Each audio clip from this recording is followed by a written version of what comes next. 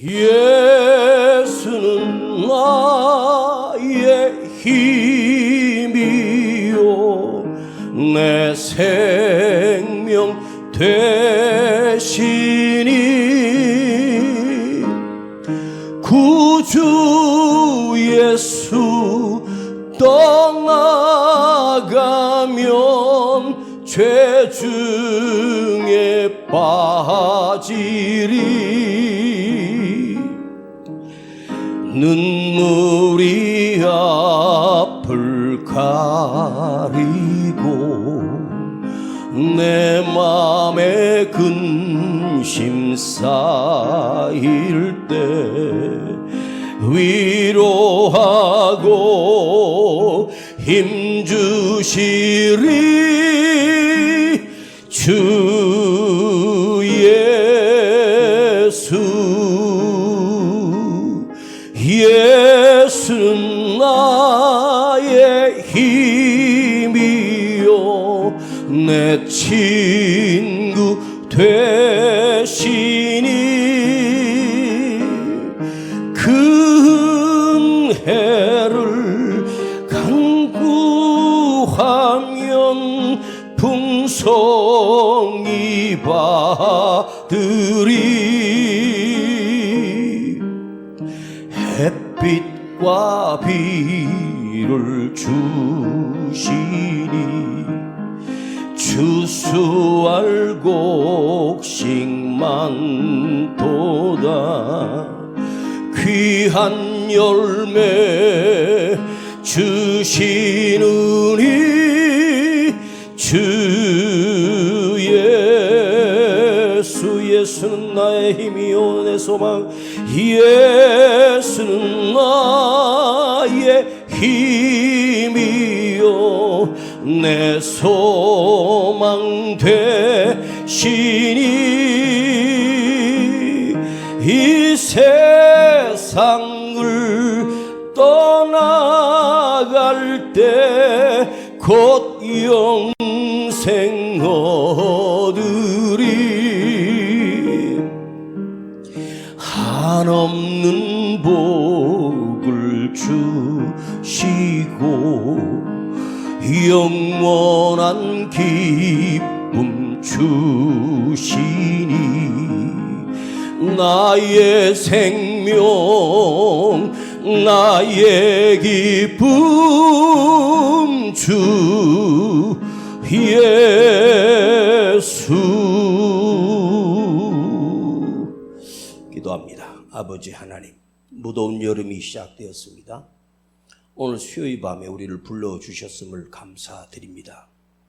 아버지 앞에 진정한 예배를 드리게 하시고 우리 자신이 거룩한 성전 되어 아버지 하나님 앞에 기쁘게 드려지는 거룩한 예배 되게 하시고 오늘 이곳에 운행하시는 주의 성령님이 우리와 함께 하시고 우리 심령을 깨우쳐 주시고 아무것도 얻고 가지 못하는 예배가 아니라 생명을 얻고 가게 하시고 구원의 확신을 얻고 가는 거룩한 예배 되게 하시고 우리 마음을 열어주셔서 주님의 음성과 말씀이 들려지게 하시고 하나님의 말씀을 묵상할 때 주여 우리 안에 놀라운 깨달음이 있게 하시고 진리의 말씀이 선포되도록 성령님 주장하여 주옵소서. 우리 구주 예수 그리스도의 이름으로 기도하옵나이다. 아멘. 자, 우리 요한복음 20장 요한복음 20장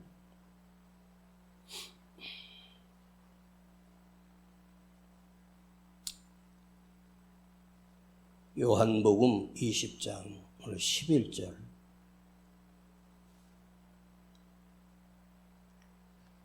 요한복음 20장 11절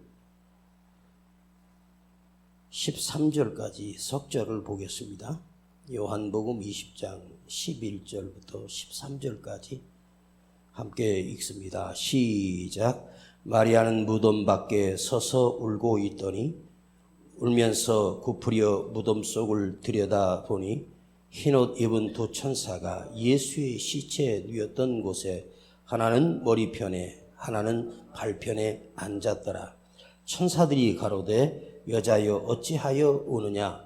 가로되 사람이 내 주를 가져다가 어디 두었는지 내가 알지 못함이니이다. 아멘. 요한복음 20장 오늘 5번째 묵상하고 있습니다. 광고 드렸듯이 요한복음 20장까지 묵상을 하고 요한복음 20장 31절까지 묵상을 할 거고, 그리고 다시 요한복음 1장으로 가서 다시 우리가 하고, 다음에 할 때는 21장까지 다 묵상하도록 하겠습니다. 우리가 예수님의 부활의 현장을 묵상하고 있지요. 지난주에 말씀드렸듯이 모래를 화분으로 하고 꽃을 피운다면 아무리 물을 열심히 부어준다고 해도 그 모래는 물을 머금을 수가 없기 때문에 그 꽃은 결코 피울 수도 없고 열매를 맺을 수 없다는 이야기입니다. 두 제자 베드로와 사도 요한은 예수님이 무덤을 와서 확인하고 예수님이 부활하시고 수건과 그 시신을 쌌던 포가 아름답게 정리정돈되어 있는 것을 보고 이상하다 여기고 그들은 어디로 갔느냐? 자기 집으로 돌아갔다입니다. 확인해 보지도 않고 그냥 자기 집으로 돌아갔다. 우리 집이라고 하는 내가 사는 자기 집은 어떤 곳이냐입니다. 태어나고 생로 태어나 늙고 병들고 죽는 곳이 자기 집이라는 거죠. 집이라고 하는 안식처가 있지만 그 집은 내가 늙고 병들어 죽는 것입니다. 주일 설교를 준비하면서 왜 우리가 병들고 죽어가야 하고 고통 속에 시달리다가 왜 우리가 죽는가를 한번 생각해 봤습니다. 예수님이 이 땅에 오셔서 모든 병자들을 만나는 사람들은 단 한 사람도 거절하지 않고 다 고쳐주셨거든요. 그런데 왜 우리에게 질병이 와야 하고 우리에게 고난이 와야 하고 우리가 죽어야 하는지에 대하여 원초적인 것을 한번 생각해 보고 싶어서 지금 말씀을 준비하고 주일날 그 이유에 대해서 말씀을 지금 준비하고 있습니다. 여러분, 오늘도 예배를 드리고 여러분 집으로 돌아갈 것입니다. 그러나 그 집에서 늙고 병들어 죽는 곳이 아니라 그 집이 여러분의 생명의 동산이 되고 생명을 지켜내는 장소가 되게 하십시오. 제자들이 다 돌아가고 나서 막달라 마리아는 다시 무덤으로 돌아와 그 새벽녘에 그 동산에서 슬피 울며 통곡을 하고 있었습니다. 왜 이 막달라 마리아는 자기 집으로 돌아가지 않고 다시 예수님이 안치된 그 무덤에 돌아와 통곡하며 울 수밖에 없었을까요? 이 여자가 갈 곳이 없어서가 아닙니다. 작지만 그가 거처할 집이 반드시 있었을 것입니다. 그러나 그는 돌아갈 수가 없었습니다. 왜냐하면 내가 갈 곳은 예수님이 계신 곳이 아니라면 그 어디든 어떤 의미도 없기 때문에 그는 다시 돌아와 무덤 앞에서 통곡하고 있는 이 막달라 마리아의 울음소리를 오늘 우리가 들어야 한다는 것입니다. 그는 다시 무덤으로 찾아가 그것에 통곡했습니다. 하염없이 울었습니다. 그 새벽에 동트기 전 그 동산에서 이 여자가 2000년 전에 울었던 울음은 예루살렘 온 시내를 그 울음소리로 울림이 있었을 것이고 가까이 살던 사람들은 어떤 여자가 저 산에서 저렇게 슬피 울까? 얼마나 억울하면 저렇게 슬피 울까? 하염없이 울고 있습니다. 왜 울었을까요? 그 심령 속에는 예수님의 말씀, 생명이 그 안에 담겨져 있기 때문입니다. 황량한 모든 사람의 심령은 말씀을 듣고도 다 세어버리고 말씀을 아무리 물을 준다고 해도 남아있는 말씀이 없는 인생은 자기 집으로 돌아가 버리는 그것도 예수님의 수제자 베드로와 요한복음을 기록했던 사도 요한이 그걸 확인하고 자기 집으로 돌아가 버리고 말았습니다. 물론 예수님의 죽으신 그 사건을 두 눈으로 보았고 그 동굴에 예수님의 시신이 안치된 것까지 확인한 그들은 너무 낙심한 나머지 예수님이 곧 부활하실 거라고 하는 수많은 이야기를 제가 마태, 누가, 마가, 요한복음에 예수님이 내가 다시 살아라 너에게 올 것이다 라고 하는 것을 제가 대충 쉬어봤습니다. 정확하지는 않을 거죠. 오류도 있을 수 있습니다. 최하 35번에서 많게는 50번까지 주님이 당신의 부활을 당신의 제자들에게 당신의 말씀으로 친히 말씀해 주셨다는 사건이 반복되고 있습니다. 마태복음에 나오는 그 말씀과 누가복음에 함께 공통 시간에 똑같은 말씀을 하셨을 것입니다.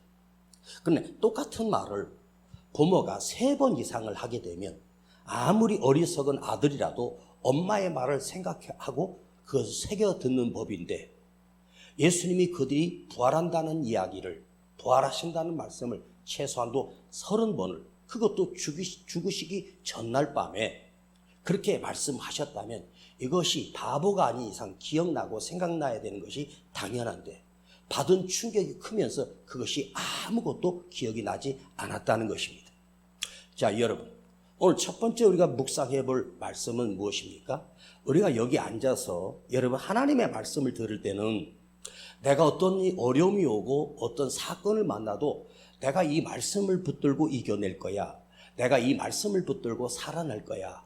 내 말씀을 붙들고 내가 이겨낼 거야 라고 우리가 확신하고 생각합니다. 그런데 막상 말씀을 듣고 다시 여러분의 현장에 들어가서 위기를 만나면 우리 안에는 어제 들었던 며칠 전에 들었던 그 말씀은 전혀 기억이 나지 않고 내가 만난 문제만 보게 되고 내가 만난 억울한 사건만 보게 되고 내가 만난 아픔의 사건만 기억하며 그 말씀을 그대로 지우개처럼 지워버리고 하나도 간직함이 없습니다.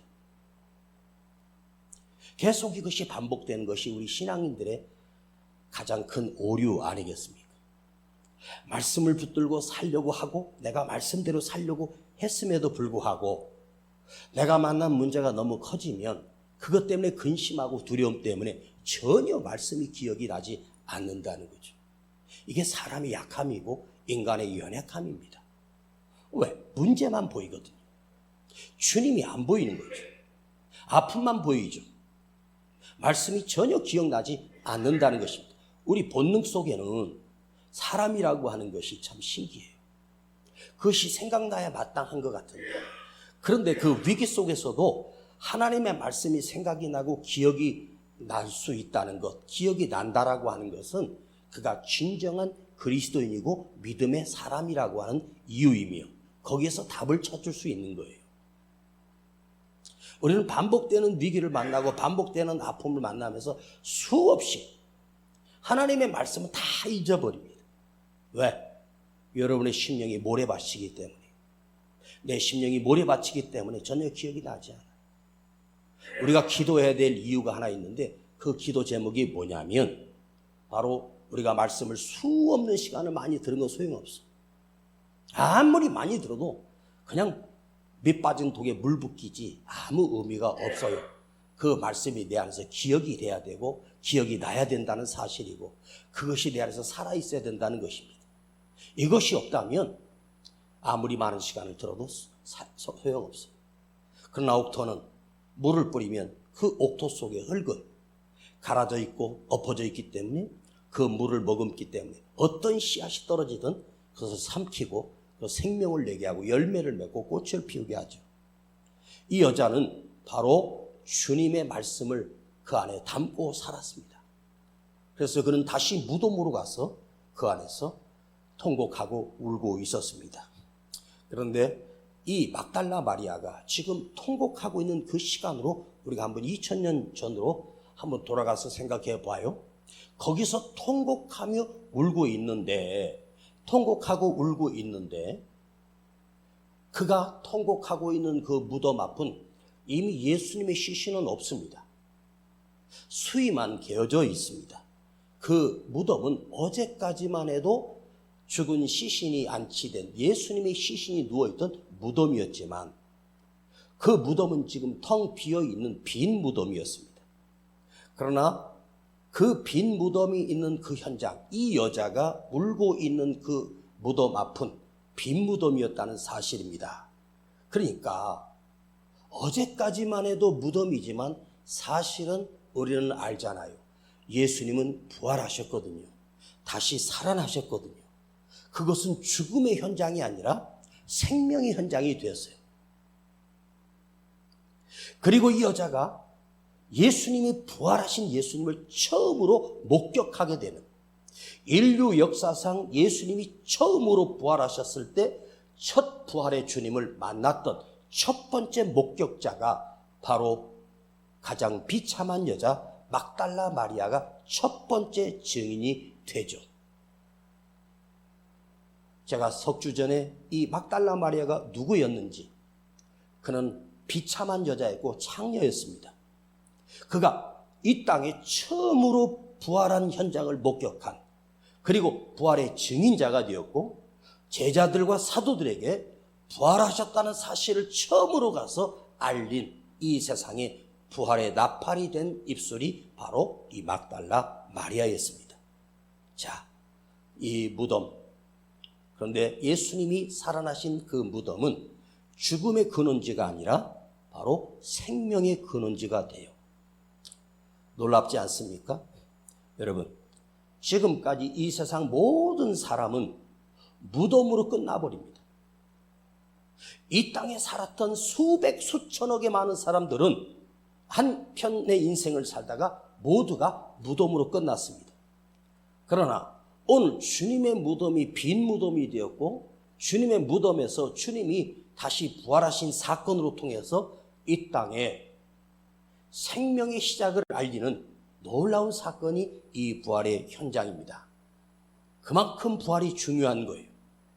내가 부활을 믿는 사람이라면, 예수를 믿는 사람이라면 나는 무덤으로 끝나는 인생이 아니라, 나의 무덤이 끝이 아니라 다시 살아나게 되는 부활의 삶이 내 삶에도 영원한 영생의 선물로 주어지는 놀라운 축복입니다. 자, 마리아, 그는 빈 무덤이었지만 저는 이 빈 무덤이 바로 생명의 샘이라고 이렇게 명칭을 하고 싶습니다. 사람의 무덤이 생명의 샘이 될 수 있을까? 사람의 무덤은 썩고 거기서 뼈도 한 줌의 채로 끝나버리는 죽음의 근원지가 마리아가 있는 그 현장은 바로 생명의 샘이 되었어요. 우리는 지금 어디로 가고 있을까? 늙고 병들고 죽는 각각 집이 아니라 인간이 모두 다 죽음으로 끝나는데 오늘 우리의 삶은 죽음으로 끝나는 삶이 아니라 바로 생명의 근원지가 되는 예수 그리스도를 믿으십시오. 예수 그리스도가 나의 주인이 되게 하십시오. 바로 그 사람은 누구일까? 자기의 집착이 아니라 말씀을 심령에 머금고 사는 사람, 말씀을 심령에 담고 사는 사람, 영원한 진리의 말씀을 내 삶으로 살아가는 것이 아니라 주님의 말씀에 나를 맡기고 사는 사람들. 반대로 황폐한 심령은 자기가 중요하고 내가 중요합니다. 오직 자기 자신밖에 모르는 인간으로 살아가는 무덤으로 끝나는 인생이 아니라 주님 무덤 앞에 울지언정 바로 그곳에서 통곡할지언정 그곳에서 부활의 주님을 만났던 이 여인처럼 무덤 앞에서 통곡하며 울고 있습니다. 그가 울고 있는 이유는 뭐예요? 예수님의 시신이 없어졌기 때문입니다. 그 새벽에 이 막달라 마리아가 무덤에 찾아온 이유가 뭐예요? 예수님의 시신에 향유를 발라드리기 위하여 찾아온 거잖아요. 그런데 이 여자가 울고 있는 통곡했다라고 하는 말은 칼리오라고 하는 단어예요. 애간장이 끊어지도록, 애간장이 찢어지도록 우는, 통곡하는 거예요. 속으로 슬피 우는 게 아닙니다. 소리를 지르며 통곡하며 우리 주님의 시신이 어디 갔느냐고, 누가 훔쳐갔느냐고 통곡하며 찾아달라고. 시신이라도, 예수님의 시신이라도 좋으니 다시 갖다 놔달라고 통곡하며 울고 있는 거예요. 그 골고다 언덕에 아주 고요한 아침에 한 여자가 통곡하며 울고 앉아 있습니다. 그리고 해가 뜨고 있습니다. 그 울음의 소리가 예루살렘 성에만 울렸을지 몰라도 오늘 우리 가슴에도 이 막달라 마리아가 통곡하는 울음소리가 들려졌으면 좋겠습니다. 아니, 오늘 우리도 그 빈 무덤이지만 그곳에서 통곡하며 울 수 있는 자가 되었으면 좋겠습니다. 사실 이 여자가 울고 있는 이 울음은 절망적인 울음이에요. 아무 소망이 없는 울음입니다.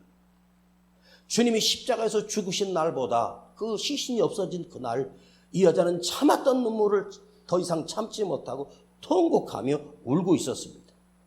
그런데 그 울고 있는 막달라 마리아의 통곡의 울음소리를 누가 듣고 있었는지 아십니까?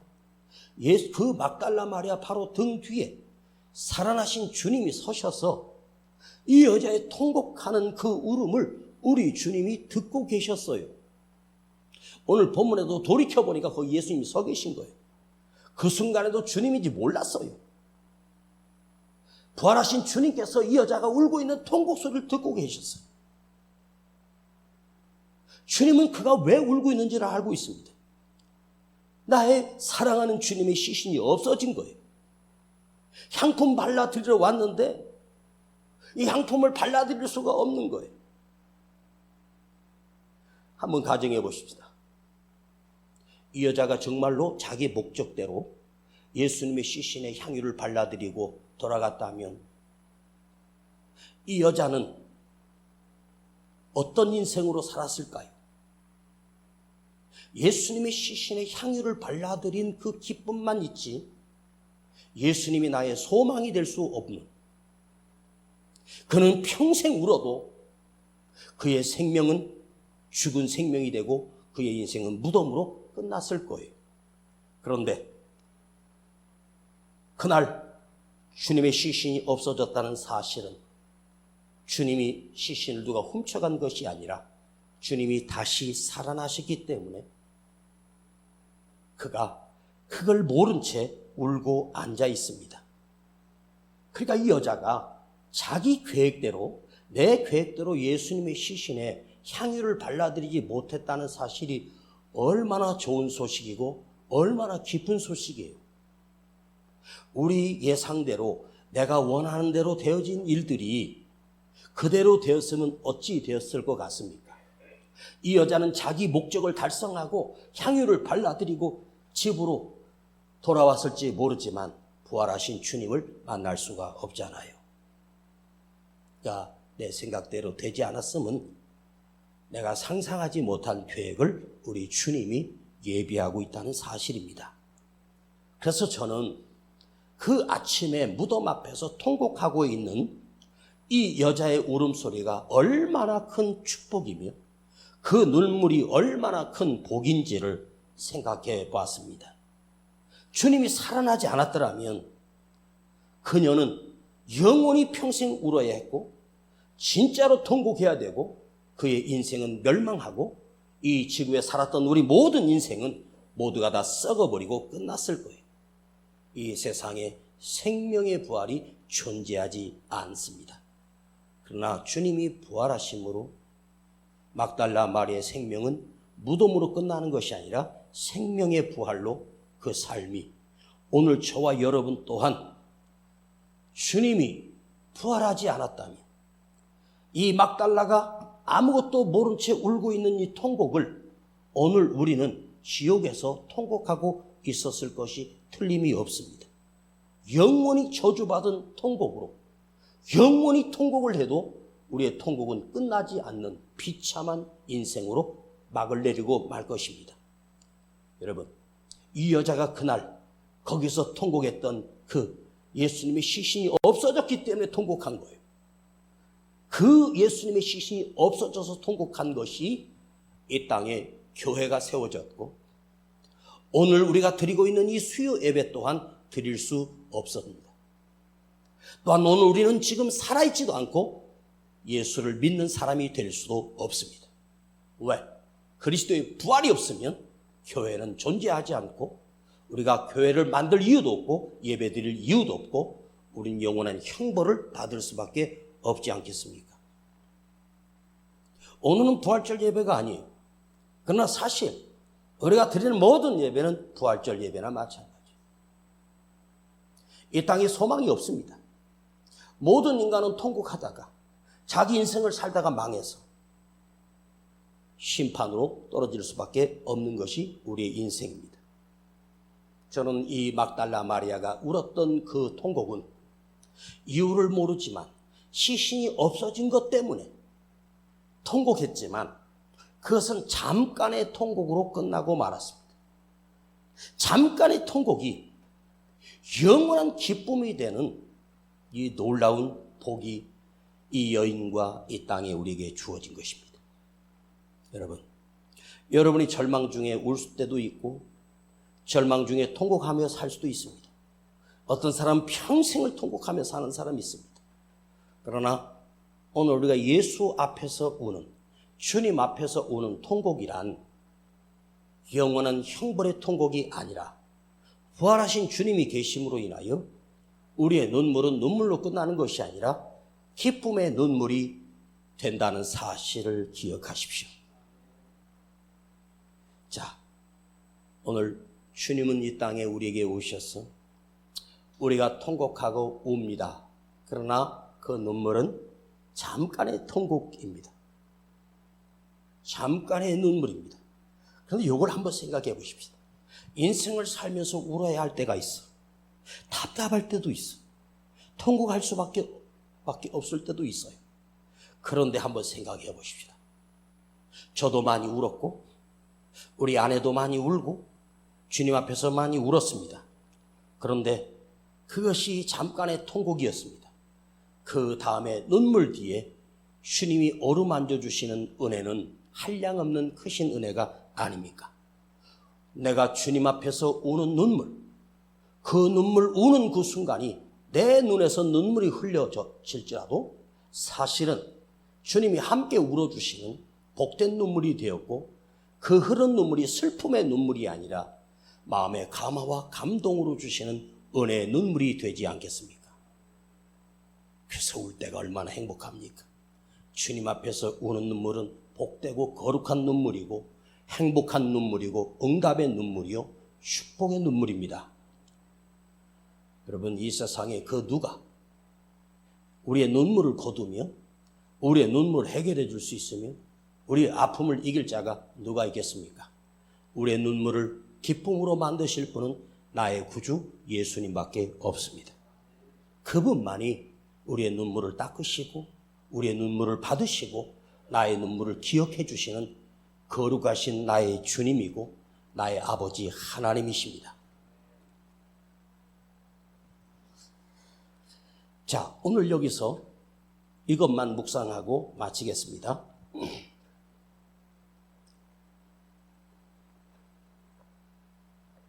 그날 빈 무덤은 우리에게 아픔이 아니라 얼마나 큰 소망이었는가. 반드시 여러분이 기억하십시오. 오늘 제가 3가지만 여러분에게 메시지를 묵상하며 제 펜으로 적었습니다. 내가 부활의 신앙이 있는, 부활의 믿음을 가진 성도라면, 부활의 신앙을 확신하고 살아가는 믿음의 사람이라면 한번 생각해 보십시다. 오늘 저와 여러분 또한 나의 무덤이 기다리고 있습니다. 나의 죽음이 기다리고 있고 나의 죽음의 시간이 곧 다가오고 있습니다. 지금도 장례시장에서 수없이 죽은 사람들이 장례식을 치르고 있고 화장터에서는 태워지고 있고 태워진 시신을 가루를 빻아서 항아리에다가 담아서 어딘가에 안치하고 정말 손바닥만한 것 그 하나 들어갈 그 공간 쓰는 것도 어디는 수백만 원이 들고 어떤 나무 밑에다가 화장장을 하기도 하고 뭐 나무장 소나무장 합니다. 그건 중요한 것이 아니에요. 그런데 예수 그리스도의 부활을 믿는 우리는 우리 또한 죽음으로 끝나고 나의 무덤이 존재할 수도 있어요. 그런데 한번 생각해 봤어요. 저는 예수님의 무덤만 빈 무덤이 되는 것이 아니라 예수 그리스도의 부활을 믿는 우리 또한 무덤이 빈 무덤이 된다는 사실입니다. 예수님만 빈 무덤으로 끝나는 것이 아니라 우리 무덤도 빈 무덤이 된다는 거예요. 그러나 예수 그리스도의 부활의 신앙이 없는 사람은 그 무덤 빈 무덤이 아니라 한 줌의 죄로 끝나는 무덤으로 끝나고 말 것입니다. 왜요? 우리는 다시 부활하기 때문입니다. 나도 부활하기 때문입니다. 여러분 두려워하지 마십시오. 죽음도 두려워하지 마십시오. 어떤 어려운 일이 있어도 걱정하지 마십시오. 나의 무덤이 반드시 주님을 따라 빈 무덤으로 변할 것이기 때문이고 빈 무덤으로만 끝나는 것이 아니라 우리는 부활하여 주님 앞에서 영원히 사는 천국에 사는 구원함을 받은 하나님의 백성으로 우리가 살기 때문입니다. 이 막달라 마리아의 눈물과 울음을 깊이 생각해 봤습니다. 이 여인과 통화를 해보면서 한번 묻고 싶었습니다. 왜 거기서 울 수밖에 없었을까? 주님의 말씀을 기억하고 있고 그 사랑을 잊지 않은 채 사람이 죽어 장례 지낼 때까지 있지만 그 시신의 그 새벽에 향유를 발라드리기 위해서 왔다면 이 여자가 도무지 겁도 없는 여자일까? 제가 지난 몇 주 전에 향유를 발라드리는 이 설교를 했을 때 집에 가면서 내 아내한테 물었어요. 당신 나 죽으면 내 시신에다가 그 다음날 향유 발라주러 올 거야? 절대로 못 옵니다. 무서워서 못 올 겁니다. 그리고 제가 죽으면 화장을 해서 그 뼈가루로 넣어둘 텐데 뭘 거기다 향유를 바르겠습니까? 향유를 바르고 안 바르고가 중요한 것이 아니라 이 여자는 그 주님을 잊을 수가 없는 거죠. 네? 그런데요, 우리가 오늘 살면서도 울 수밖에 없고 두려울 수밖에 없고 매일매일 통과할 수밖에 없는 오늘 우리 흐르는 눈물은 사실은 주님 앞에서 우는 눈물은 나의 부활의 생명을 준비하는 새 생명의 눈물이 된다는 사실입니다. 이 말을 알아들었으면 좋겠습니다. 여러분 믿음의 사람인 여러분이 흘리는 눈물이 나의 부활을 준비하는 새로운 생명의 눈물이 되라는 것입니다. 오늘 우리가 흘리는 나의 눈물은 내가 이 땅을 살아가는 동안 나의 믿음을 지켜가기 위한 믿음의 눈물이 되게 하십시오. 헛된 것에 울지 말고 나의 믿음을 지켜가는 거룩한 믿음의 눈물이 되라는 뜻입니다. 믿음을 지키기 위해서 흘리는 눈물입니다. 내가 말씀대로 살지 못한 것에 대하여 통곡하십시오. 내 속에 믿음이 무너지고 있는 그 사실을 보면서 주님 앞에서 우십시오. 주여 내 믿음이 다시 살아나게 하옵소서. 주여 내 믿음을 내가 지켜가게 하옵소서. 감옥에 갇혀 죽어가던 사도 바울이 우리에게 보낸 편지 중에 이렇게 사도 바울이 고백합니다. 나의 갈 길을 다 달려간 후에 내가 교회를 세우고 여기저기 온 세상에 복음을 전한 것이 아니라 내 믿음 하나 지키기 위함이었다고 사도 바울이 고백합니다. 그리고 그걸 지키고 거기서 순교해 죽습니다. 여러분이 돈 때문에 우는 초라한 인생 되게 하지 마십시오. 자식 때문에 우는 초라한 비참한 부모가 되지 마십시오. 나의 믿음을 지키기 위하여 흘리는 눈물이 된다면 그 눈물은 거룩하고 귀한 눈물이 됩니다. 지금 우리가 흘리는 눈물은 저 영원한 천국에서 영원한 기쁨을 누리기 위하여 영원한 천국을 누리기 위하여 그것의 씨앗이 되는 밑거름이 되는 눈물이 되게 하십시오. 우리는 반드시 천국에 가야 합니다. 날마다 생각하십시오. 이걸 잊어버리면 안 됩니다. 우리는 자기 믿음을 확인할 줄 모릅니다. 내가 지금 믿음의 사람인지 아닌지를 날마다 봐야 되고, 내가 거룩한 믿음이 내 안에 있는가? 그것을 잃어버렸다면 주님 앞에서 울면서 기도하십시오. 오늘 흘리는 그 눈물이 주님 앞에 서기 위한, 천국에 서기 위한 씨앗이 되는, 밑거름이 되는 거룩한 눈물이 되게 하십시다. 사람 때문에 울 거 없어요. 누가 없으면 어떡하지? 누가 없으면 어떡하지? 다 필요 없어. 자식도 부모도 나와 아무 상관없어. 나는 인격 독립체입니다. 여러분 자식들 걱정하지 마. 내 자신의 구원을 위해서 흘리는 눈물이 되게 하고, 내가 믿음이 자라기 위한 믿음의 눈물이 되게 해야지. 자식들은 지들이 알아서 살 거예요. 걱정하지 마. 오늘 우리가 울어야 할 눈물은 영적인 눈물이 되어야 한다는 말입니다. 부활을 준비해야 되고, 또한 나의 믿음이 세워지기 위함이고, 구원받아 천국에 가기 위한 날마다 믿음의 발버둥 치는 흘리는 눈물이 되는 복된 눈물이 되게 하십시다. 막달라 마리아의 그 무덤 앞에서 엉엉 울었던 그 통곡이 만일 없었다면 우리는 영원한 통곡이었을 것입니다. 주님이 다시 살아나셨기 때문입니다. 그 다시 살아나신 그 주님은 지금도 나와 함께 하시고, 지금도 나와 동행하고 계시고, 지금도 우리의 삶을 인도해 가고 계신다는 사실을 기억하십시오. 우리가 지켜가야 할 것은 재산이 아닙니다. 건강도 아닙니다. 나의 믿음입니다. 이 믿음을 지켜가는 우리 모든 성도들 되기를 우리 주님의 이름으로 간절히 부탁드립니다. 기도하십시오. 아버지 하나님, 막달라 마리아의 통곡하는 이 눈물을 묵상하며 우리가 오늘 말씀을 들었습니다. 주님, 오늘 우리가 흘리는 눈물이 내가 부활에 참여하는 새로운 생명이 되는 눈물이 되게 하시고, 나의 믿음을 지켜가기 위한 믿음의 눈물이 되게 하시며, 저 영원한 천국의 영원한 기쁨만 누리기 위한 씨앗이 되는 눈물이 되게 하여 주옵소서. 우리 구주 예수 그리스도의 이름으로 기도하옵나이다. 아멘. 예수는 나의 힘이요 내 생명 되시니, 구주 예수 떠나가면 죄 중에 빠지리. 눈물이 앞을 가리고 내 맘에 근심 쌓일 때